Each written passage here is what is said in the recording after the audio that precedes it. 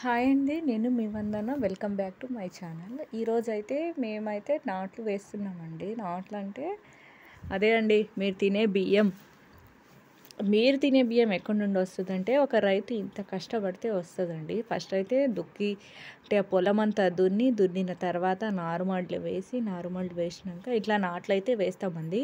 ఈ చిన్న చిన్న మొక్కలే పెరిగి పెద్దగయ్యి వడ్లు తెలుసు కదా, వరి అయితే అవుతుందండి. అలా అయిన వాటినే మనం సపరేట్ బియ్యం పట్టే మిల్లులో వెళ్ళి అక్కడ వడ్లని దంచేసుకుంటే అప్పుడు మనకు బియ్యం వస్తుందండి. ఆ బియ్యాన్ని ఇప్పుడు మనం అందరం వండుకొని తింటున్నామండి.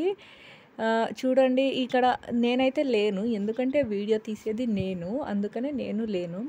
ఈరోజు నాట్లు వేస్తామండి. ఈరోజు నాట్లు వేస్తాం, కానీ ఈరోజు అయితే వర్షం పడట్లేదని వీడియో అయితే తీస్తున్నామండి. చూడండి, ఒక రైతు ఎంత కష్టపడుతున్నాడో. కొందరు అయితే ఆలోచించకుండా అయితే అన్నాన్ని ఉట్టిగానే పారేస్తారండి. ఎక్కువైందని పారేస్తారు, లేకుంటే కూర బాగాలేదని పారేస్తాడు. అలాంటి వాళ్ళు ఒక్కసారి ఆలోచించండి. ఒక రైతు ఎంత కష్టపడితే ఆ అన్నం అంటే మన నోటి దాకా వస్తుందనేది ఆలోచించాలండి. అన్నాన్ని పారేసే ముందు ఆలోచించాలి. మీరు చూస్తున్నారు కదండి, వాళ్ళు ఇవాళ అయితే నాట్లు అయిపోతాయి. ఈ నాట్లు అయిపోతాయి అనే సందర్భంలో ఒక్కొక్కళ్ళం ఏం చేస్తున్నాం అంటే గంతులు వేస్తున్నాం, ఎంజాయ్ చేస్తున్నాం. ఇక ముసలోళ్ళు కూడా వస్తారండి నాట్లు వేయడానికి. చూడండి, మా వదిన అయితే తను ఎంత ఎంజాయ్ చేస్తుందో.